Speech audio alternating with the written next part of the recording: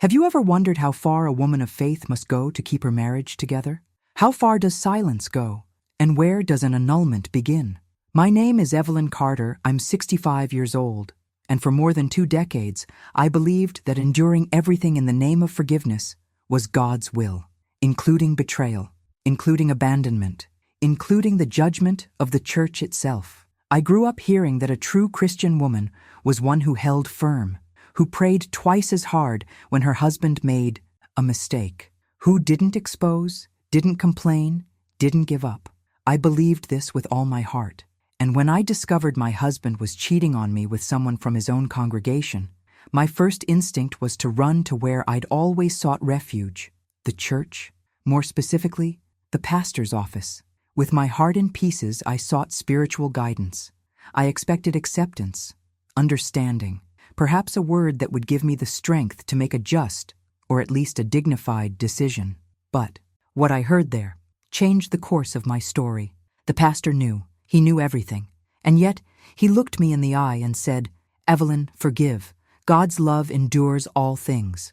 Do you recognize yourself in this experience? It was there that I began to realize that there's a kind of pain that's silenced within faith itself, a pain we learn to mask with verses and smiles at Sunday service, a pain that carries guilt, fear, and a strange sense that obedience to God requires suffering, even when that suffering destroys us from within. From that moment on, my story took paths I could never have imagined, paths of shame, judgment, emotional abandonment, and yet of profound transformation. Trust me, the ending is worth it. The following fact may change your perspective on what forgiveness really means, and the extent of a Christian woman's responsibility within a marriage destroyed by lies. Because when the pastor knows about the betrayal and still tells you to forgive, something inside you starts screaming for justice. And that's where it all began. I grew up in a small church, the kind where everyone knows everyone, and the front pews already had regulars, usually the oldest couples. I was taught from an early age that marriage was sacred, unbreakable, and that a prudent woman builds her house even when everything seems to be falling apart. This was the foundation of my mindset. So when I met Thomas at 19, I had no doubt he was the answer to my prayers. A young man involved in church affairs, always serving, always with a Bible under his arm and the right words on his lips.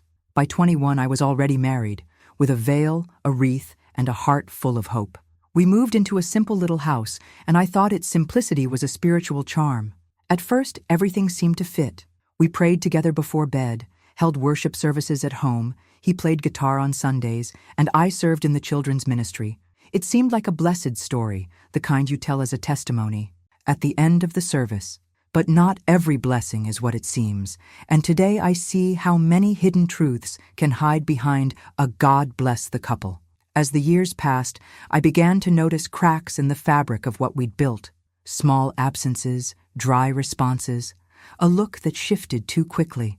But I learned to ignore them, to justify everything with faith. It's just a phase, I'd say, but the phases became patterns, and the patterns, scars. Sometimes I'd look in the mirror and barely recognize myself. I was always tired, even when I did nothing but pray and try to be a better wife. Inside the church, everyone still looked to us as a role model. It was a carefully maintained image, and expectations were so high that admitting something was wrong felt like a spiritual failure on my part. After all, how could a woman of prayer be living in a broken marriage? I felt guilty for even suspecting. The impact on my mind was subtle but devastating. I began to believe the problem was me, that I wasn't enough, that perhaps my faith was weak, that if I were more obedient, more patient, more submissive, he would return to being the man I knew. But what I didn't know was that there was much more going on behind the surface. Behind the scenes of that exemplary Christian marriage lay a pain I could no longer hide. And it was in the midst of this inner turmoil, between the fear of seeing the truth and the burden of keeping up appearances, that something happened, something I could no longer ignore. It was on an ordinary morning, one of those when everything seems the same, that the truth stopped whispering and decided to shout. I went to fold his clothes and found inside the dress shirt he always wore on Sundays a note, small, written hastily, but to the point. Thanks for last night. I miss you already. I read it, and for a moment I couldn't breathe. My heart pounded so hard I thought I would faint. My body froze, but my soul burned. It was no longer just a suspicion. It was concrete, it was real, and it was cruel. In that moment, all the prayers, fasting, and tears came flooding back like a movie. Everything I had endured, believing it was part of a greater purpose, crumbled. I sat on the bedroom floor and cried like a lost child, alone, deceived, and still guilty. Because inside, even with that proof in my hands, a part of me still said, "You need to forgive, Evelyn. You made a vow before God." It is difficult to explain the confusion that occurs within the mind of a woman who loves God and at the same time feels that she is being destroyed by someone who uses his name to hide. If this topic resonates with you, if this story is somehow touching your heart, hit the like button. It may seem like a simple action, but it really helps keep this message alive, reaching other women who, like me, may be silent right now, believing they're alone. And I promise you, they're not. Each like is like a candle lit in a dark room. It helps illuminate, reveal, transform. Going back to that moment in the note still brings a pang to my chest, but it was there that something shifted inside me, not just because of the betrayal itself, but because of the decision that followed, the decision to seek help, to not remain silent. And it was this search for help that led me to someone I trusted completely, our church's pastor. For years, I was the perfect wife, at least in the eyes of others. The woman who arrived early for worship, organized church events, smiled with her eyes and said, "Amen," even when inside she was broken. I was that mother who made snacks with notes, who prayed quietly at her children's bedside, and who knelt in the bathroom when no one was looking, asking for strength to carry on. The Christian woman everyone praised, whom the pastor always cited as an example of a resilient servant. I even began to believe in this role, as if it were my only identity. But the truth is, behind the scenes, I was dying silently. The pain didn't just come from the betrayal. It came from the contradiction between image and reality, from the effort to appear okay while living with a man who was pulling away more and more every day, emotionally, spiritually, and physically. I'd put lipstick and a verse on my face and pretend everything was fine, but inside me, something screamed for release, not from that house, but from that lie disguised as a mission. Because there comes a time when you realize there's a huge difference between enduring out of love and giving up out of fear.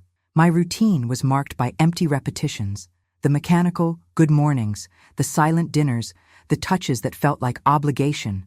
I was seen, but not seen, and the more I remained silent, the more I lost myself. This is a truth many people don't have the courage to admit.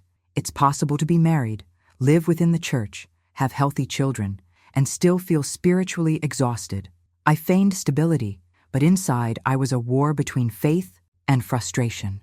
Sometimes I'd find myself looking at other women in the church, wondering how many of them were just acting out their roles, how many were, like me, living behind the scenes of pain while clutching the Bible as if it were a shield against their own feelings.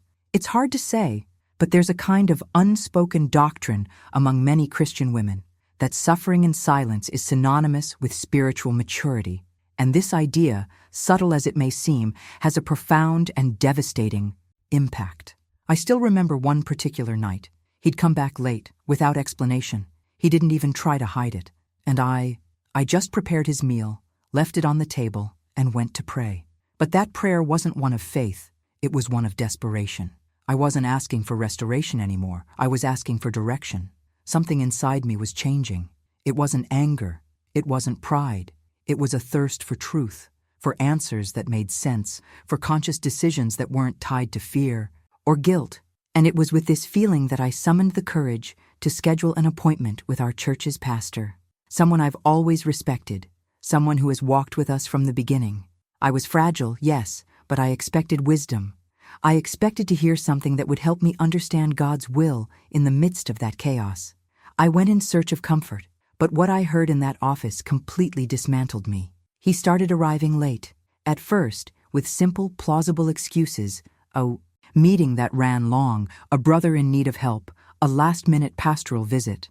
And I, like so many other women raised with a submissive and trusting mindset, didn't question it. I attributed it to routine, the burden of ministry, fatigue. But deep inside, something was already warning. Small things began to change. The goodnight kiss became a wave with closed eyes. The after-dinner conversation was replaced by the sound of his cell phone, which he held face down.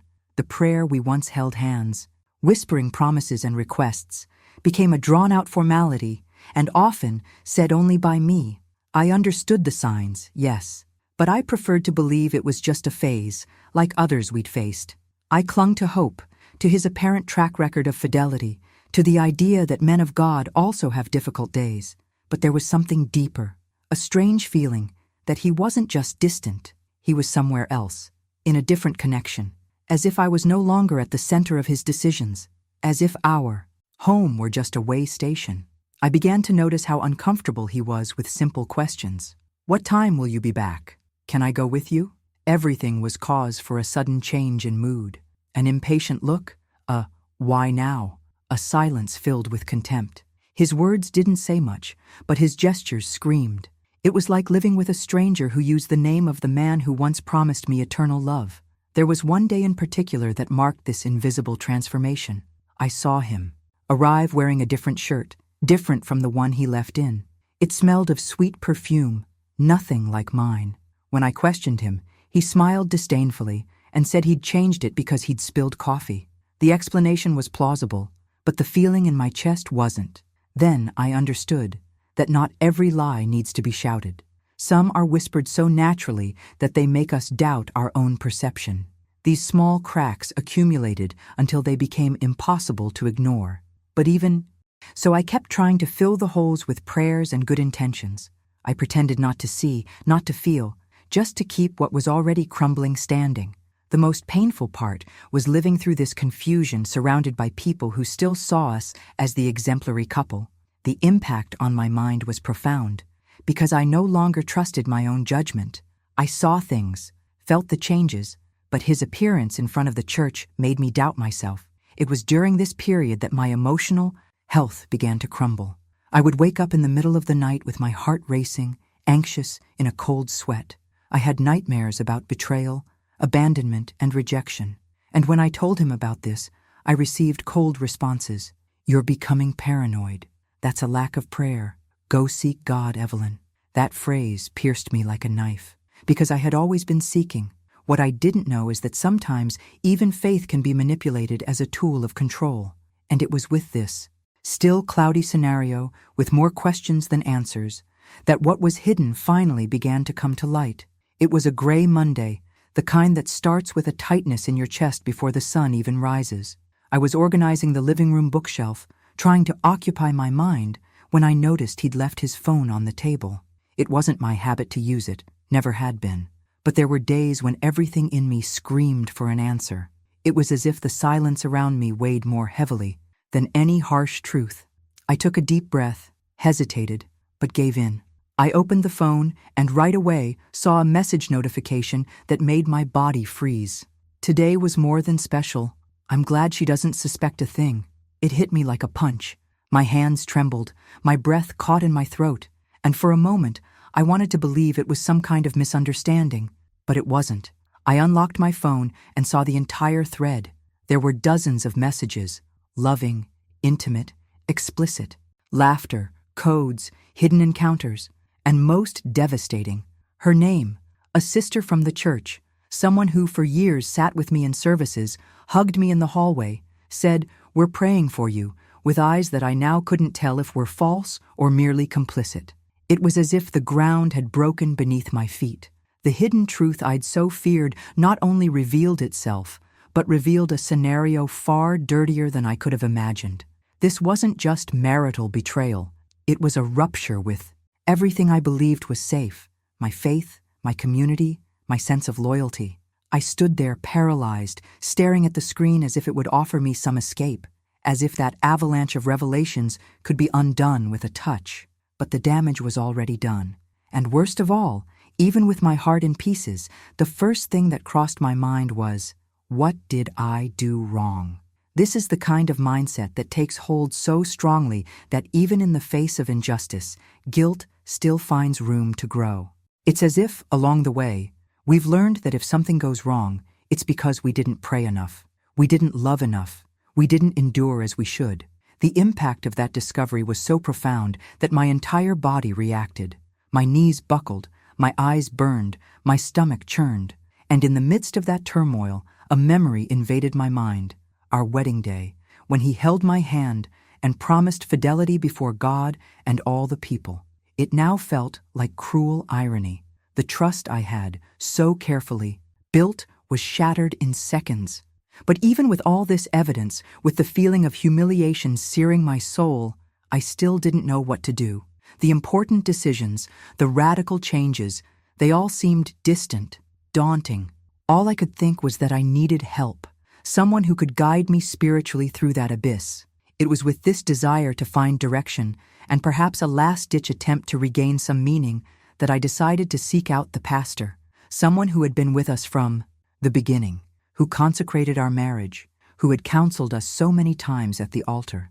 I went with a broken heart, but full of hope that, at least there, I would find acceptance, understanding, perhaps even justice.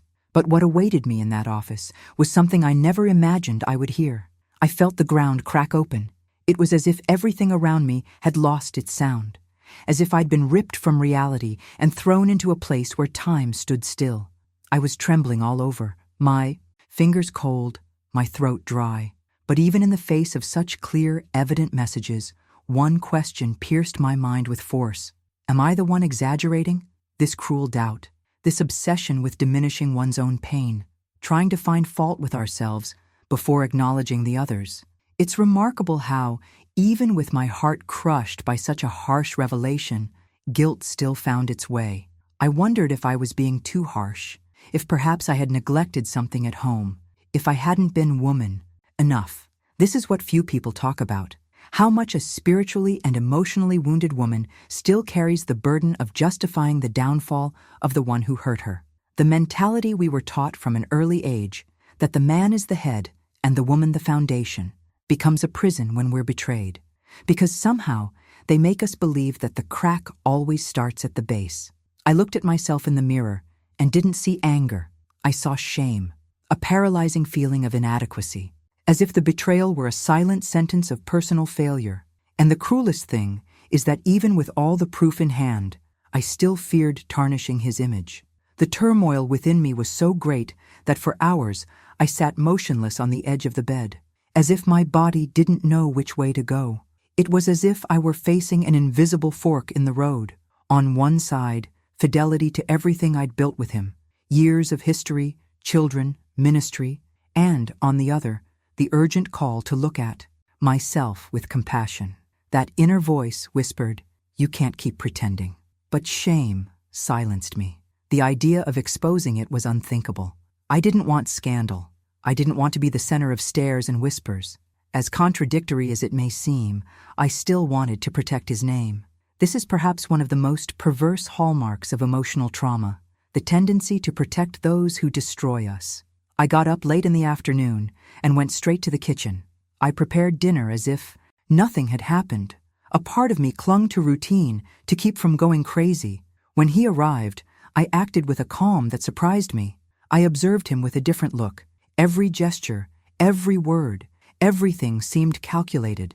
It was like watching a play I was no longer a part of, but still on stage. During the meal, he talked about Sunday service, about the week's meetings, as if our house were just a set and I, an extra who smiled and waved. That night, before falling asleep, I lay beside him and stared at the ceiling. I knew something had broken inside me. It wasn't just trust. It was blind faith, the unwavering surrender, the hope that he, a supposedly godly man, would still be able to honor the covenant we made. And perhaps the most painful part wasn't even the betrayal itself, but the certainty that he didn't even regret it. He slept as if nothing had happened. While I was drowning in questions, he snored peacefully. The next day, I woke up determined to seek help, but not just any help. I wanted to understand, spiritually, what to do. I wanted to cling to some truth that would lift me out of that inner fog. That's when I scheduled the meeting with the pastor, and I walked into that office with an open heart, believing that finally someone would hear my muffled cry. I went straight to my pastor, my heart in my hands, my eyes swollen from a sleepless night, and my soul tired of trying to appear strong. I still remember the woody smell of the office, the half-open windows, the Bible on the table, and the feeling that there, finally, I would be heard without having to justify my pain. I cried from the very first sentence. I couldn't hold it back. The words came rushing out, broken by sobs, but I managed to tell him everything. About the note I'd found, the messages on my phone, the growing distance, the sister from church. It was as if I were emptying a suitcase I'd been carrying for years, but no one had ever wanted to open with me. The pastor listened to me in silence. Every now and then, he nodded, as if he already knew more than he was revealing. That was what shocked me most, the lack of surprise on his face, as if that story, which shattered me into 1,000 pieces, was just another one of many he had already heard or witnessed. When I finished speaking, I took a deep breath, waiting for a word that would make sense, that would give me direction. I didn't want a magic answer. I just needed someone who would acknowledge the gravity of what was happening, who would tell me, with love and firmness, that this wasn't normal, that something was wrong, and not with me, but with the situation. But he calmly closed the Bible, crossed his arms on the table, and said quietly, "Evelyn, you need to forgive." That hit me like a second betrayal, not because of the word itself, but because of the way it was said, without pause, without empathy, without even acknowledging the pain that still flowed from my eyes. He went on to say that marriage is a spiritual battlefield, that the enemy attacks the most committed homes, and that forgiveness is the greatest testimony of a woman of faith. I listened silently, but inside, my spirit screamed. It wasn't guidance. It was judgment disguised as advice. It wasn't acceptance. It was imposition. I left that office worse off than when I entered, because now, besides being wounded by the betrayal, I felt spiritually invalid, as if questioning it made me rebellious, as if seeking justice would distance me from God. The hidden truth I discovered at that moment was harsh. There are leaders who would rather protect men's reputations than heal the women they hurt. This profoundly affected my mindset. For the first time, I began to suspect that perhaps I was following a model of faith that asked more of me to sacrifice than to transform. And it's very difficult to admit that when your whole life has taught you that submission is a sign of mature spirituality. As I walked home, each step felt heavier than the last. The feeling of being alone was overwhelming. I had opened my heart, revealed the depths of my pain, and all I received was a reminder that I should continue carrying that cross in silence. But inside me, something had shifted.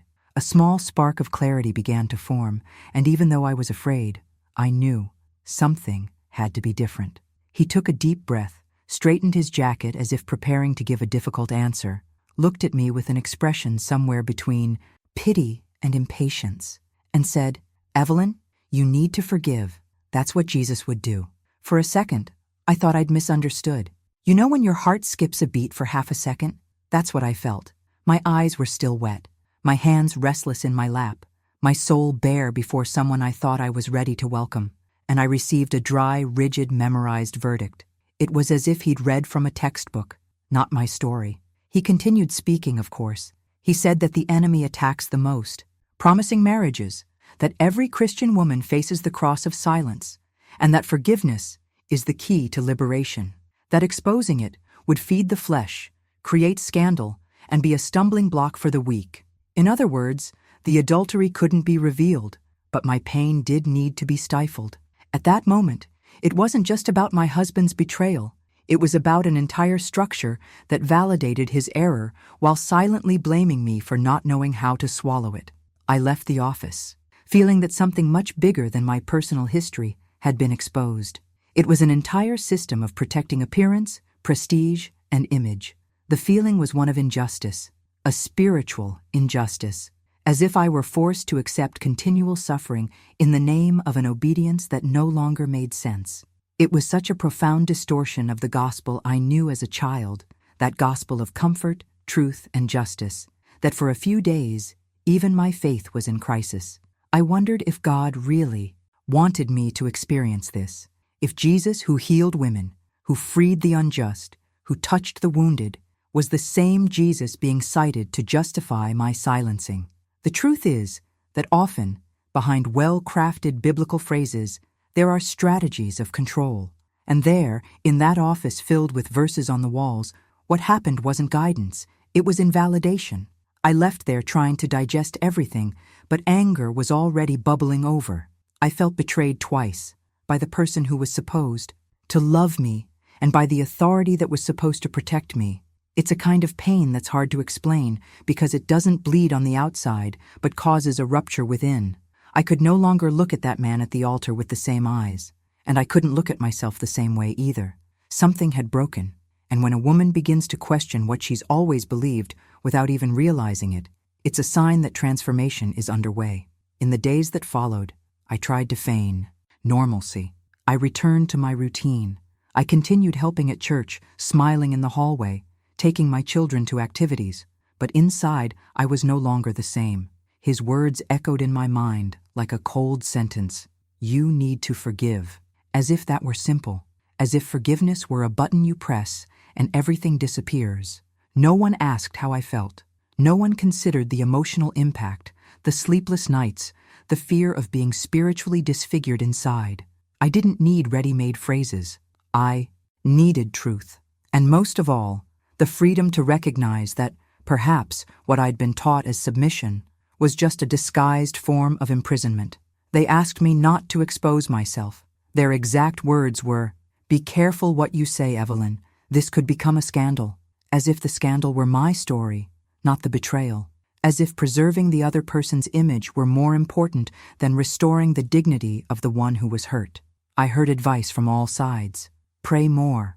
Put it in God's hands. Guard your heart. But none of them asked me how I was really doing. No one said, "You deserve to be heard." And so, slowly, the silence became a kind of gag. I found myself caught in a system where mistakes are covered up in the name of harmony, and women's pain is camouflaged with prayers that sound more like orders than consolation. At that moment, I realized there was a hidden truth circulating in the church corridors, that many women were suffering in silence, supporting broken homes, remaining faithful to a system that only recognized them when they were whole, smiling, and clothed in holiness. But behind the scenes, there was weariness, despair, and identity crises. I began to notice small signs in others, restrained gestures, empty looks, and for the first time, I saw myself in them. The impact was so profound that something inside me began to shift. It was as if my soul was trying to find its way back to itself. I became an accomplice to my own suffering. It's hard to say, but it's true. Every time I smiled to avoid questions, every time I said it's okay while crying in the bathroom, every time I defended my husband in public conversations, even knowing the pain he caused me, I reinforced the cycle. The worst prison is the one we memorize.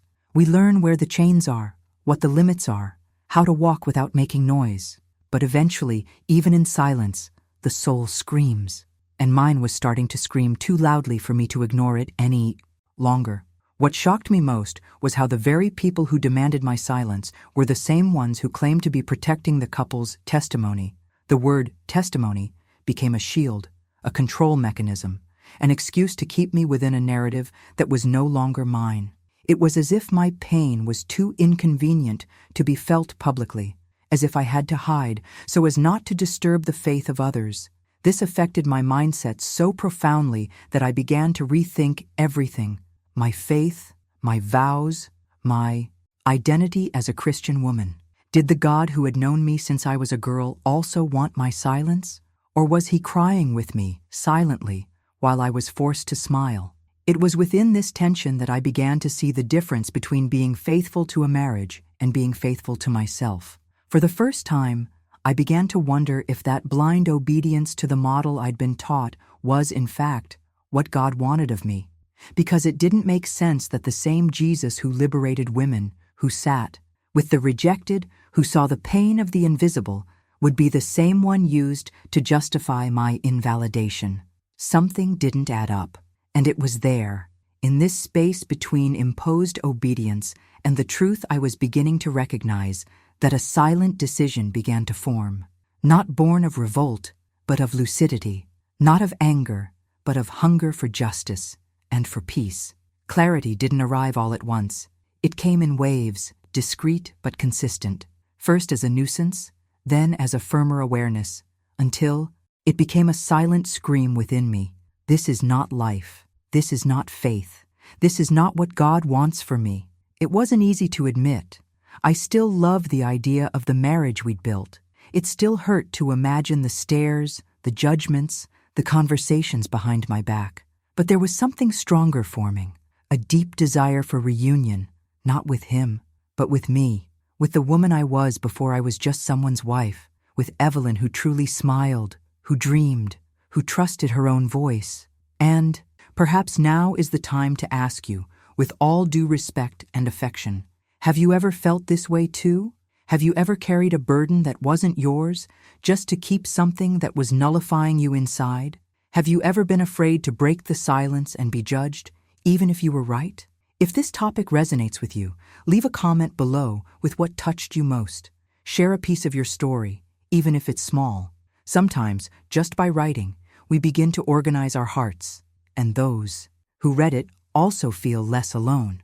Your participation here is what makes this channel grow and reach more people with this type of content. People who may be going through exactly what you've experienced or are experiencing now. I've learned over time that when a woman has the courage to tell her story, other women gain the strength to rewrite theirs. That's what drives me to keep speaking, even with my voice breaking, even with the past throbbing in some memories. Because today, I know, silence may be safe, but the truth is, what heals. And it was precisely at this point in my journey that something inside me began to change. Not outwardly, not visibly, but deep down. A place where, for the first time in a long time, I allowed my voice to begin to return. The sisters at church started looking at me differently. It wasn't something said out loud, but I could feel it. The kind of look that seems to weigh more than words, laden with doubt, judgment disguised as concern. I noticed it when I arrived, and the group, previously lively, slowly quieted. Some hugged me more quickly, others avoided direct contact, as if my pain were contagious. But him? He was still there, in worship, in the pulpit, in the meetings, his image intact, his ministry preserved, his praise intact, his confident smile. Nothing about him seemed to have changed, at least to those who only saw the stage. It was in this contrast that I discovered one of the most painful realities of community life, the ability some people have to defend the visible, even when the invisible is in ruins, because what matters often is the performance. And his was perfect. Mine was not. I could no longer hide the sadness in my eyes, the loss of sparkle in my voice, the weariness that accumulated in my shoulders. And it bothered me. Not because people cared about me, but because I began to look out of place. Pain, when it refuses to be disguised, becomes inconvenient for those who only know how to live by appearances. With each service, each meeting, I grew a little quieter, not for lack of desire to speak, but because I no longer knew who to trust. The feeling of isolation was almost physical, and the worst part was knowing that, in silence, I was feeding his narrative. That of the confused, fragile, overly sensitive wife, as if it were all in my head. And inside, I fought the temptation to scream. It's not an exaggeration. It's not drama. I'm just tired of pretending. But no one wants to hear that kind of truth. A truth that disrupts the theater. A truth that dismantles structures maintained by silence and religiosity. This phase was perhaps one of the most difficult of my journey, because it was no longer about marriage. It was about my identity, about who I was becoming in the face of rejection and judgment. It was a slow emptying of the soul. I no longer recognized myself in the mirror. The woman who once believed that love meant enduring everything now saw herself as small, invisible, suffocated by other people's opinions and her own doubt. I began to wonder if the problem was truly as serious as I felt, if perhaps I was being intolerant. That's what judgment does to us. It robs us of the certainty of what's real. But at the same time, something inside resisted, a tiny spark of lucidity, of truth, of courage. However small, it insisted on reminding me that I wasn't crazy, nor weak, nor sinful for wanting respect. I was a wounded woman, trying to breathe amidst an avalanche of appearances, and misused religious words. And it was precisely in this time of silence and observation that I began to see more clearly. I began to notice details that had previously escaped me. His behavior, the behind-the-scenes alliances, the rehearsed smiles. And most importantly, I began to realize that remaining silent wasn't synonymous with holiness. It was simply a dangerous survival choice. I faked happiness for 12 years. It hurt to smile. It hurt to kneel. But I told myself, this is the cross God gave me. I repeated it like a mantra, a shield, a way to make sense of a pain that seemed endless. It was easier to believe that this suffering was part of some mysterious purpose than to admit that I was trapped in a lie sustained by fear and distorted religiosity. The idea that women's suffering is spiritualized, romanticized even, has always been present in our culture of faith. It's as if carrying pain in silence was synonymous with being strong, mature, blessed. And for years, I clung to this. I took my children to school with a ready face. I smiled at services, participated in events, organized retreats. I received praise for my servant spirit, but no one saw what was going on behind the scenes. I was the one everyone admired for not giving up on the marriage, and perhaps that was the cruelest part of the entire journey, being admired for my ability to stay in something that was slowly destroying me. The house was clean, the table was set, the worship music played, but inside I was a wreck, and no one noticed because emotional destruction rarely screams. It whispers, it tires, it slowly fades. I began to get sick, first in my body, unexplained pains, migraines, constant insomnia, then in my soul, a void that not even the most beautiful praise could fill. Kneeling became a physical and emotional effort. Prayer stopped being an encounter and became an obligation. God seemed distant, or worse, silent. And when everything around you tells you that God approves of what you're experiencing, but your heart feels otherwise, the confusion is unbearable.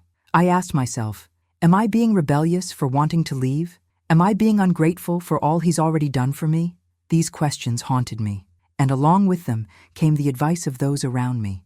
Older women with the best intentions in the world said, hang in there, it's just a phase. Others, more direct, don't ruin everything, pray more. I didn't even have room to cry without guilt. Every tear was interpreted as a lack of faith, every doubt as spiritual weakness. And that's how the pain deepens, when you can't even feel without being judged for it. I learned to smile with drooping eyes, to say amen with a tight throat, to keep going, even when I didn't want to. The impact this had on my mentality was devastating. I began to believe I deserved that pain, that maybe I really was responsible, that if he walked away, it was because something in me was no longer enough. That, if the pastor minimized it, it was because maybe I was really exaggerating. And then came the fear, no longer of loneliness, but of freedom. I began to fear what would come next if I broke that cycle. Fear of losing my ministry, my position, my friendships, people's respect. Fear of being seen as the one who gave up. Because within our culture, the woman who leaves is almost always the one in the wrong. With each passing year, my body aged, and so did my soul. There was no longer room for dreams, desires, or even genuine joy, only the duty to carry on, to fulfill my role, to be the good Christian wife. Until one day, looking at an old photo of myself, I didn't recognize myself. I saw that young woman with the sparkle in her eyes and realized she was gone, not disappeared, vanished, slowly erased. And that hurt me more than any betrayal, because then I understood that I hadn't just lost a marriage, I was losing myself. But even at that point, even in that emotional darkness, there was still a flame, a tiny, stubborn hope, something that told me, there's still time. I didn't know where it came from. Maybe from God, maybe from Evelyn, who still resisted somewhere, maybe from the prayers I said one day, asking to be free even though I didn't know from what. What I do know is that that feeling grew, and almost imperceptibly, it began to transform into courage, a different kind of courage. silent, without grand speeches, without defined plans, but real. It was the beginning of an internal journey, an invisible reconstruction that began slowly amidst the chaos, and that sooner or later would lead me to make decisions I never imagined I would be capable of making. Until one day, I saw my granddaughter playing family. She had made a little house out of blankets between the living room chairs and was playing with her dolls, with a creativity that made me smile for a moment. But then I stopped. I listened carefully to what she said, acting out an imaginary conflict between father and mother. You did something wrong, but it's okay. A woman always has to endure it in silence. That destroyed me. I felt as if an arrow had pierced the center of my chest. Her voice was sweet, innocent, but she naturally repeated a phrase that, for years, had echoed in my own heart. She hadn't learned it from a book. She was repeating what she saw, what she felt in the air of our home. And in that moment, I realized that the pain I was accepting was no longer just mine.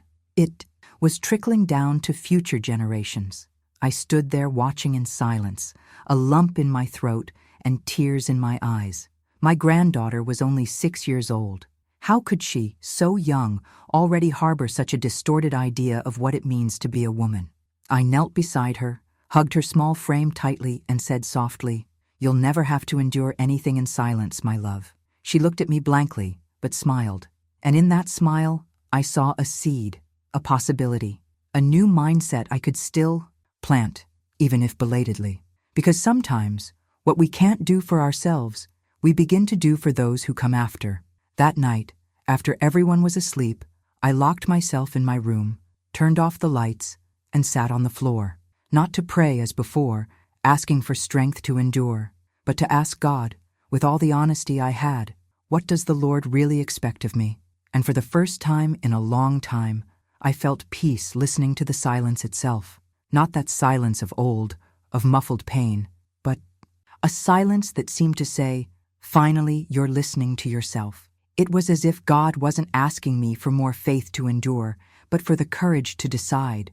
It was a subtle yet profound revelation, because until then, I thought faith was about holding on. But there, for the first time, I began to understand that faith is also about breaking through. It's about saying enough. It's about choosing to live truthfully. That was my breaking point. It didn't happen with screams or scandals. It was something internal, silent, but transformative. A turning point in my emotional and spiritual journey. Because when you begin to see clearly what was hurting you, it's impossible to keep pretending to be blind. I didn't know exactly what would come next, nor if I would have the strength to face everything a separation would entail. The stares, the judgments, the practical pain of dismantling a life built together. But one thing I knew for sure, I wasn't going to let that phrase, spoken by a child, become a prophecy for her life, or for mine. From that moment on, I began to see myself with new eyes. I began to walk within, revisiting memories I had locked away in the dark chambers of my soul. I realized how far I had drifted from the woman who once dreamed of a marriage full of love and purpose. And even more, I realized that it wasn't God who kept me trapped in that situation. It was fear, conditioning, the voice of judgment, misinterpreted faith. It was the distorted version of a gospel that tells women to remain silent, to preserve structures that are already rotten. And it was liberating to understand that the true gospel doesn't ask us to suffer in exchange for holiness. It calls us to the truth, even if the truth tears us apart before it heals us. The following days were filled with tears, but it was a different kind of crying, a crying of farewell, not just to a wedding, but to the old Evelyn, to the woman who believed that love meant self-denial, that obedience meant self-effacement, that forgiveness meant accepting anything. And little by little, that spark that had been ignited back then, when the pastor told me to forgive, began to transform into a flame. Courage grew within me like someone awakening from a long sleep. And even with my feet trembling, I began to make decisions, small but firm. Decisions that, so simple, seemed revolutionary. How to say no without feeling guilty. How to respond firmly when people tried to silence me.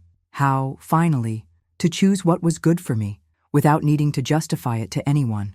And this turning point didn't happen all at once. It was a slow rebuilding, like someone learning to walk again after a long time with their legs tied. But each step became more stable, and with each new day, I confirmed something within myself that perhaps you also need to hear. God doesn't call us to carry burdens that destroy our essence.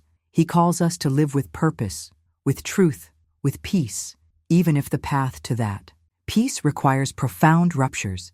And it was by understanding this that I finally began to prepare my heart for what was to come, not with fear, but with faith. The faith that liberates, the faith that transforms, the faith that ultimately begins within us.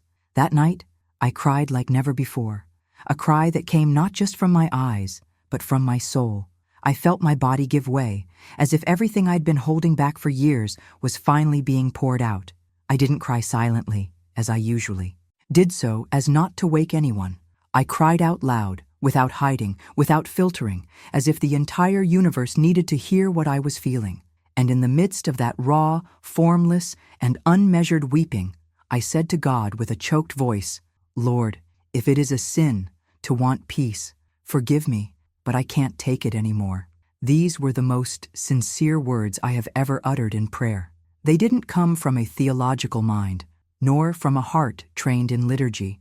They came from the exhausted woman I was, from the daughter who, for years, confused submission with silence, faith with suffering, love with self-denial.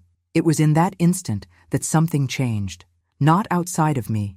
The world remained the same, the house was still the same, he was still on the other side of the wall. But inside me, a new space opened up, a place where, for the first time, I didn't feel guilty for wanting to breathe, for wanting to wake up without fear, for dreaming of a life that didn't hurt every day.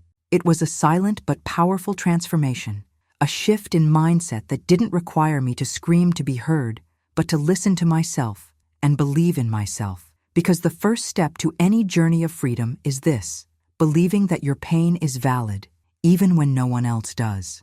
The next morning, I got up earlier than usual. I made coffee with my hands still shaking, but with a strange sense of lightness. I had decided something that, although still without practical form, already gave me direction.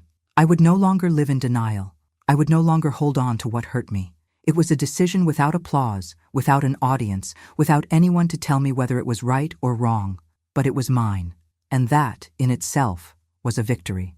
Because for years, my decisions had been shaped by the expectations of others, of the church, of my family, even of the image I had created for myself to survive. But now, I was about to choose for myself, for the first time in a long time. Of course, fear came. It came with a vengeance. I kept asking myself, what if I'm wrong? What if God punishes me? What if this is just another emotional trap? But even amidst these questions, something sustained me. The conviction that the God I knew as a child, who met me so many times in the dark room, would never ask me to destroy my identity for the sake of a failed marriage. The gospel that saved me also called me to the truth. And the truth, even if it hurts, is the only road that leads to peace. I didn't tell anyone right away. It was something I needed to live with myself, without interference. I started writing in a notebook every day. Small stories, prayers, decisions. I used writing as a way to record my lucidity, as if I were leaving footprints back to myself. And that's how I realized how much I had been erased, how much of my essence had been silenced in the name of a fidelity that only existed on one side. I had been faithful to him, to the church, to expectations, but never to myself. I spent days observing everything with fresh eyes. I revisited old conversations, subtle gestures, situations I'd previously taken for granted. I began to identify the patterns, the emotional manipulations, the spiritual distortions. What had previously seemed merely uncomfortable now had a name: emotional abuse. And it was hard to give it that name, because he didn't yell, he didn't hit, he didn't curse. It was subtle. It was the kind of violence that hides behind verses, that uses the Bible as a shield and faith as an argument. But it was violence, and recognizing this was a turning point. It was no longer a matter of incompatibility. It was a system of oppression disguised as compromise. The courage to decide came silently but firmly. I didn't shout, I didn't announce. I didn't dramatize.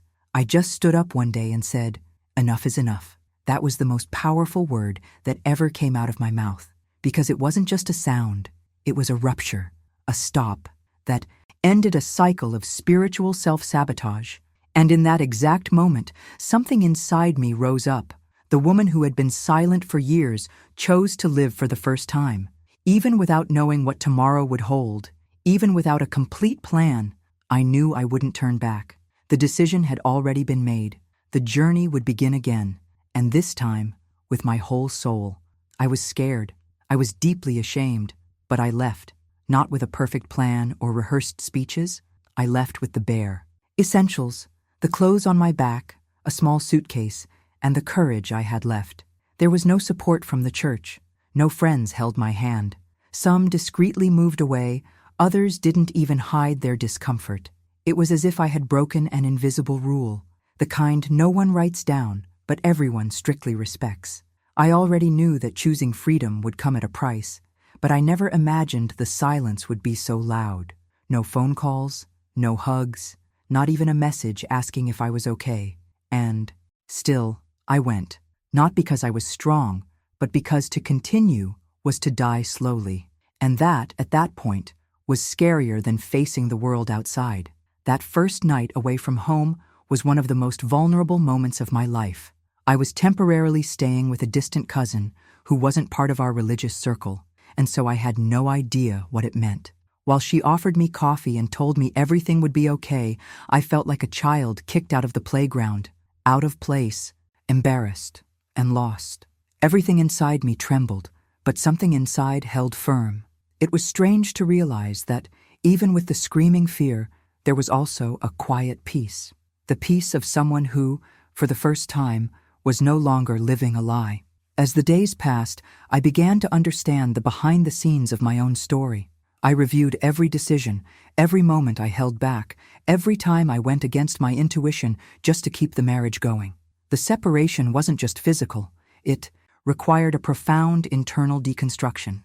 I stripped myself of that version of myself that existed only to please, to be accepted, to fit expectations. Little by little, I began to truly rebuild Evelyn, the one I had set aside for years. It wasn't easy. My mind sometimes tried to sabotage me. It told me that maybe I had overdone it, that I could have held on a little longer, that no one would want me anymore, that I was now the divorcee. But in those moments, I remembered the look on my granddaughter's face that afternoon of playtime, and that was enough to keep me going. I couldn't be the kind of woman who teaches another woman to shut up. The pain of separation came in waves. Sometimes it hit me unexpectedly in the supermarket, listening to some random song. Other times, in the silence of a shower, or upon seeing a forgotten photo at the bottom of my bag. But curiously, along with the pain came a kind of expansion, a broadening of my consciousness. It was as if, with every tear shed outside of that marriage, I regained a part of myself that had been sequestered. I rediscovered my own voice. I rediscovered what made me laugh, what gave me pleasure, what moved me. I began to realize the real impact that years of silence had on me, and how necessary it is to relearn how to live without the invisible constraints that have been placed on us, or that we ourselves reinforce out of fear. People kept talking, of course, never to my face, but I could feel it. I could feel it in the overly long glances, the questions disguised as curiosity, the invitations that failed to arrive. The church, which had embraced me for so many years while I was playing the resilient wife, now seemed to no longer know where I fit in. And perhaps this was the hardest grief, realizing that I had lost not just a marriage, but an entire network of belonging. Only this time, I wasn't willing to pay the price of silence to win it back. This time, my truth was worth more, and it was. Precisely in this place of pain and rebirth that I began to discover something new. There is no healing without truth. There is no transformation without confrontation. And there is no true peace when our soul is imprisoned by narratives that don't reflect who we are. I had left with nothing, it's true, but each day I realized that what was returning to me was far greater than what I left behind. And in the midst of all this, a new version of my faith also began to emerge, more mature, more intimate, freer. A faith that didn't tell me to be silent, but invited me to live with purpose. And that was exactly what I was learning to do. Step by step, unhurriedly, with my whole soul. I was called a rebel, an ungrateful woman, an unsubmissive woman. Words spoken not only by strangers, but by people who had walked with me for years, people who had hugged me on birthdays, prayed alongside me on retreats, held my hand at vigils. Now, these same people whispered among themselves as if I had committed a spiritual crime. I was no longer Sister Evelyn, but the woman who separated. And it's curious how, within some environments, pain is tolerated until the moment you decide to no longer accept it. From then on, you become seen as a threat. A woman who raises her head in a system that teaches us to always lower our eyes is uncomfortable. And I understood that judgment often isn't about what you did, but about what you refuse to continue doing. At first, it hurt more than I imagined, because we expect, at least in times of vulnerability, people to be more human than religious. But reality showed me otherwise. There's a greater fidelity to structure than to the human heart. And when you challenge that structure with your own transformation, you become the mirror many avoid looking at. But still, I followed. Because, for the first time, I heard God's voice directly in my heart. And it was a voice so different from the one I had learned to fear. It wasn't an authoritarian voice telling me to shut up, go back, fix everything myself. It was a gentle, firm voice telling me, "You are loved, even now, even so." That was everything to me. Little by little, I began to understand that starting over isn't about erasing the past, but about deciding it will no longer dictate my future. And the hardest part at first was doing this amidst the echo of so many opinions. My every choice was watched as if it were a scandal. If I posted a photo of myself smiling, they said I was provocative. If I missed church, I was accused of spiritual coldness. If I attended a women's meeting, some would move. It was as if I carried an invisible mark that bothered them simply by existing. But the truth is, I no longer fit into that old role, and they could sense it. True liberation isn't just about leaving where it hurts you, but learning not to return emotionally to it. And that was the most delicate part of my process, not allowing myself to be imprisoned again by the fear of being alone, by the desire to be accepted, by the longing for a routine that, though painful, was familiar. Because that's exactly where many give up, when the new scares you more than the old familiar. Except I had already crossed the line. I had already tasted the bitter taste of lies, and now, even with everything still unraveling, I preferred the truth, no matter how harsh it was. During this new beginning, I had to deal with profound inner revelations. I had to see how much I molded myself to be loved, how much I betrayed myself trying to please, how much I accepted crumbs and still gave thanks, because I believed that was what being a Christian was all about. The journey back to myself was, in fact, a journey toward the real God, the one who never asked me for senseless sacrifices, the one who never condoned manipulation, the one who never silenced me. He just waited for me to listen again. And that's what I did. With each step, with each decision, I began to learn, to listen to my own soul again, and, with it, his voice. It wasn't easy to see so many doors closing, but in return, others began to open, some within me. I began to find beauty in small places, in details that had previously gone unnoticed. A hot coffee at dawn, a leisurely walk, a song that made me dance alone in the living room. It was as if I were discovering the world for the first time, only now with more sensitive, more alert eyes. And amidst this still reconstructed landscape, one thing became clear to me. Those who choose to heal will inevitably disturb those who chose only to survive. And this awareness gave me the strength to carry on. I knew I didn't need to prove anything to anyone, but I also knew that every step I took, every page I rewrote, could be a silent reference for other women. Women who, like me, were taught to remain silent in the name of a peace that never existed. And for that alone, for knowing that my journey could serve as a beacon in the darkness of another soul, it was worth moving forward, even in silence, even when it bothered them, even when misunderstood, because now I was no longer walking alone. I was, finally, hand in hand with my own truth. I discovered a God who sees me, who loves me as I am, not as they expect me to be. A God who doesn't reduce me to the role of a wounded wife, but recognizes me as a whole daughter, still in process, but never forgotten. And the most liberating thing was understanding that He doesn't condone lies in the name of marriage. He doesn't hide behind vows to justify abuse, nor does He use verses to keep me trapped in relationships that deny my dignity. It was in this rediscovery of faith, stripped of guilt, cleansed of labels, that I began to heal from the inside out. The Bible stopped being a weapon used against me and became a shelter once again, a living word, a comfort. I no longer prayed with fear.